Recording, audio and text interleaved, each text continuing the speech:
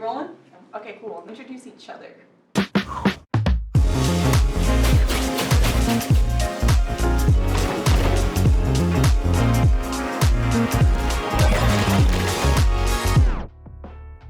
Okay, this is Athena Dai. She is our technical designer. This is Jen. Jen's our design director.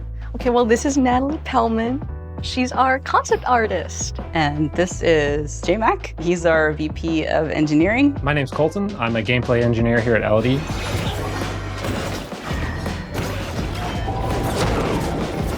We are making a hero-based extraction game with a little bit of RPG elements and MOBA-inspired gameplay. Seekers of Skyveil is a fantasy extraction game where you go on expeditions to explore and hunt for treasure in dangerous areas that have been uncovered by aura storms. You and your team jump into a match, look for opportunities, fight creatures, fight players, overcome obstacles in the map, collect loot, and then try to escape with that loot.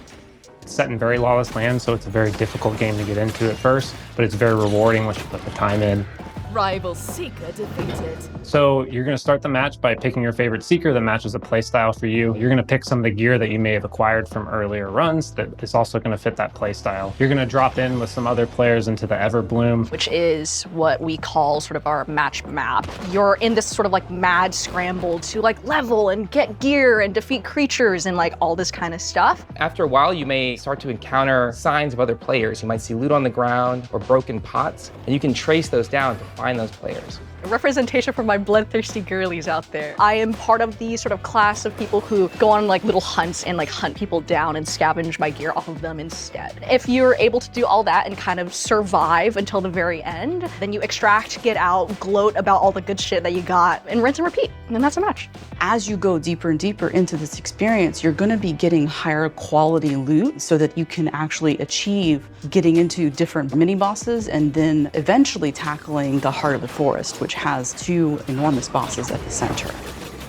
The concept of an extraction game loop, which is this sort of, you get in, you get stuff, you get out, and you keep the stuff that you went into that sort of cyclical match with. I feel like that concept is like super tied to shooters in general, because that is sort of where the genre like came. Tarkov. Yeah, exactly. Tarkov. Like if you look at tags on Steam, it just says extraction shooter. There's no actual extraction tag. So I did not know that.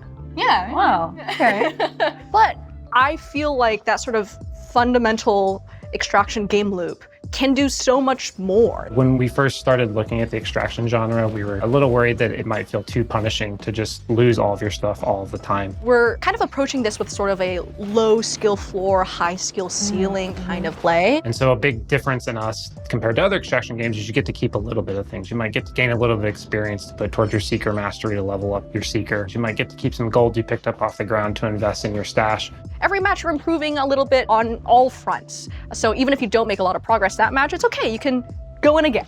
Games in this genre are very dark or grim or gritty, but we just want to instill a much more hopeful nature, I think, in our game. At a glance, it reads as very fun and vibrant fantasy, but the Seekers more specifically, because that's what I work on, we want to take very modern silhouettes and shapes and kind of fashion that you could probably see every day, just like on the streets, but add a fantasy flair to them. I would wear every single outfit that Nat has made, and all of their shoes. I wear all of their shoes. Thank you. Thank you. I would say we're definitely still in a closed alpha state. There's a lot of our core gameplay that we've already locked in on. We've been really iterating on what our Seeker kits are like, their abilities, how they interact with both the environment and other players. We've been working a lot on our netcode to make everything feel really fluid. And so that moment-to-moment combat of hitting someone, that hit feeling really, really good and punchy, I think is something we're really starting to nail down. I feel like it hits kind of those sort of twitchy, reactive notes that more action-y games have, but then you keep a lot of that sort of MOBA positioning flavor to it, or like sort of where you're placed really matters, and it just all feels like those like big, flashy team fights. I feel like we cranked the tension up to like 11 in a good way, but it means like every time I'm trying to like escape like a super bad encounter, my heart is racing when I'm doing that, when I'm like extracting 30 seconds left. The and game I'm is like, a butt clencher, I will say. It is, Like, that's exactly it. You can feel your knuckles going white. Just, you're so tense, you can feel your heart beating through your rib cage. Like, it's one of those kind of games, for sure. For sure, for sure. I would say the thing that we could use the most work on is that long-term metagame. We want Seekers to be a game that you can play for hundreds and thousands of hours. We've been playtesting about every 2 weeks with players, which has been great. We have a bunch of really dedicated players. They've been giving us great feedback. We take that feedback and we talk about it the very next day. It's allowed us to iterate really quickly on our gameplay, on the map,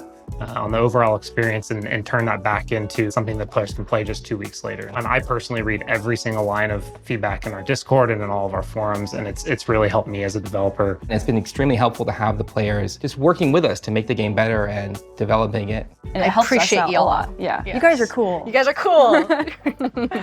What excites me the most about sort of opening the gates and lifting our NDA and that kind of stuff is of course, more people to experience the game that we're really, really passionate about. But I think on another level, I'm just really excited. There's a game in the extraction genre that isn't a shooter. And there's just basically an entry in a genre that I think has a lot more potential to grow.